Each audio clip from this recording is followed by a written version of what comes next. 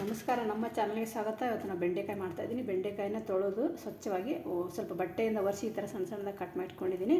ಇವಾಗ ಇದು ಸ್ಟವ್ ಹಚ್ಕೊಂಡಿದ್ದೀನಿ. ಇವಾಗ ಹುರ್ಕೊಳ್ಳೋಣ. ಇದನ್ನು ಫಸ್ಟ್ ಡ್ರೈ ಫ್ರೈ ಮಾಡ್ಕೊಳ್ಳೋಣ.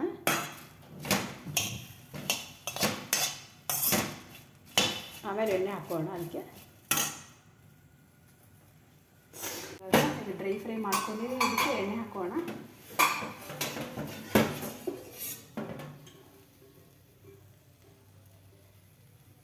ಎಷ್ಟು ಬೆಂಡೆಕಾಯಿ ತೊಗೊಂಡಿರ್ತಾರೆ ಆ ಒಂದು ಪ್ರಮಾಣದ ನೋಡಿ ಎಣ್ಣೆ ಹಾಕ್ಕೊಳ್ಳಿ.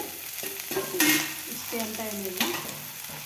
ಜಾಸ್ತಿ ತೊಗೊಂಡಿದ್ರೆ ಜಾಸ್ತಿ ಹಾಕ್ಕೊಳ್ಳೋದು, ಕಡಿಮೆ ತೊಗೊಂಡಿದ್ರೆ ಕಡಿಮೆ ಹಾಕೋದು. ಸ್ವಲ್ಪ ಸ್ವಲ್ಪ ಹಾಕ್ಕೊಂಡು ಹುರ್ಕೊಳ್ಳೋದು.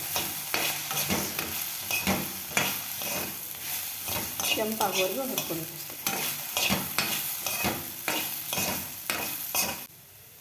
ಇನ್ನು ಸ್ವಲ್ಪ ಎಣ್ಣೆ ಹಾಕೋತಾ ಇದ್ದೀನಿ.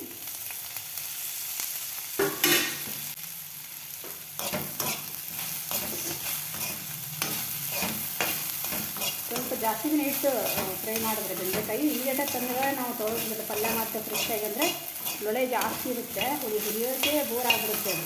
ಅದಕ್ಕೆ ಸ್ವಲ್ಪ ಇಟ್ಬಿಟ್ಟು ಒಂದು 4 ದಿನ ಅಥವಾ ಒಂದು ವಾರ ಇಟ್ಟರು ಪರವಾಗಿಲ್ಲ, ಏನಾಗಲ್ಲ ಫ್ರಿಜ್ಜಲ್ಲಿ. ಆಮೇಲೆ ಮಾಡಿಕೊಂಡ್ರೆ ಈ ಥರ ಏನು ಲೊಳೆನೂ ಬರೋಲ್ಲ, ಕಷ್ಟನೂ ಅನ್ಸಲ್ಲ, ಹುರಿಯೋಕ್ಕೆ ಬೋರ್ ಆಗೋಲ್ಲ. ಫ್ರೈ ಆಗಿದೆ. ಇದಕ್ಕೊಂದು 4 ಬೆಳ್ಳುಳ್ಳಿ ಸುಲಿಬಿಟ್ಟು ಕುಟ್ಟಿಟ್ಕೊಂಡಿದ್ದೀನಿ. ಇದಕ್ಕೆ ಹಾಕೋಣ. ಇವಾಗ ಸ್ವಲ್ಪ ದಪ್ಪ ದಪ್ಪ ಕುಟ್ಕೋಬೇಕು. ಬೆಳ್ಳುಳ್ಳಿ ಎಷ್ಟು ಜಾಸ್ತಿ ಹಾಕ್ತೇವೆ ಅದು ಚೆನ್ನಾಗಿರುತ್ತೆ. ರುಚಿಗೆ ತಕ್ಕಷ್ಟು ಉಪ್ಪು ಹಾಕೋತಾ ಇದ್ದೀನಿ. ಒಂದು ಸ್ವಲ್ಪ ರುಚಿಗೆ ತಕ್ಕಷ್ಟು ಖಾರದ ಪುಡಿ. ಎಷ್ಟು ಬೆಂಡೆಕಾಯಿ ತೊಗೊಂಡಿರ್ತೀವೋ ಅದರ ಒಂದು ಪ್ರಮಾಣನ ನೋಡಿ ಹಾಕ್ಕೊಳ್ಳಿ. ನೀವು ಎಷ್ಟು ತೊಗೊತಿರ್ತೀರೋ ಅದ್ರ ಮೇಲೆ ಖಾರದ ಪುಡಿ ಹಾಕ್ತಾಯಿದ್ದೀನಿ. ಒಂದು ಚಿಟಿಕೆಯಷ್ಟು ಅರಿಶಿನ. ಇದಕ್ಕೆ ಒಗ್ಗರಣೆ ಹಾಕೊಳ್ಳೋದು ಬೇಡ, ಏನು ಬೇಡ. ಆಮೇಲೆ ಸ್ವಲ್ಪ ಕೊತ್ತಂಬರಿ ಕರಿಬೇವು ಕಟ್ ಮಾಡಿ ಇಟ್ಕೊಂಡಿರೋಂಥದ್ದು ಹಾಕ್ತಾಯಿದ್ದೀನಿ. ಇದೆಲ್ಲ ಸ್ವಲ್ಪ ಫ್ರೈ ಮಾಡಿ ಸಣ್ಣ ಉರಿ ಇಟ್ಕೊಳ್ಳಿಲ್ಲ ಅಂದರೆ ಇದು ಡ್ರೈ ಫ್ರೈ ಮಾಡೋದ್ರಿಂದ ಖಾರ ಬಂದುಬಿಟ್ಟು ಚಮಚ ಆಗೋದಿಲ್ಲ ಖಾರದ್ದೆಲ್ಲ.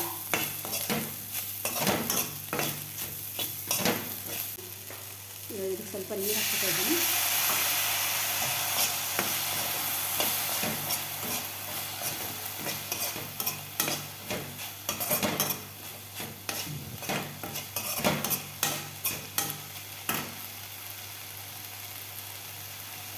ಇನ್ನೊಂದು ಸ್ವಲ್ಪ ಹಾಕ್ತಾಯಿದ್ದೀನಿ.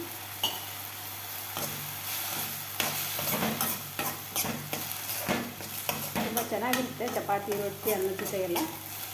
ಈ ಸಕ್ಕರೆ ಮಾಡ್ಕೊಂಡು ಮರಿಬೇಡಿ. ಚೆನ್ನಾಗಿ ಬೇಯಿಸ್ಕೊಂಡು ಬೇಕಾಗಿರೋಷ್ಟು ನೀರು ಹಾಕ್ಕೊಂಡು ಸಣ್ಣ ಉರಿಯಲ್ಲಿ ಇಟ್ಬಿಟ್ಟು ಬೇಯಿಸ್ಕೊಂಡು. ಆಲ್ರೆಡಿ ಹುಟ್ಟಿರೋದ್ರಿಂದ ಬೇಗ ಬೇಯುತ್ತೆ ಅದು. ಇದಕ್ಕೆ ಮುಚ್ಚ ಹಾಕಿ ನೋಡಿ. ಆಫ್ ಮಾಡಿದ್ದೀನಿ. ಒಂದು 5 ನಿಮಿಷ ಆಯಿತು ಆಫ್ ಮಾಡಿ. ಬೆಂಡೆಕಾಯಿ ಪಲ್ಯ ರೆಡಿಯಾಗಿದೆ.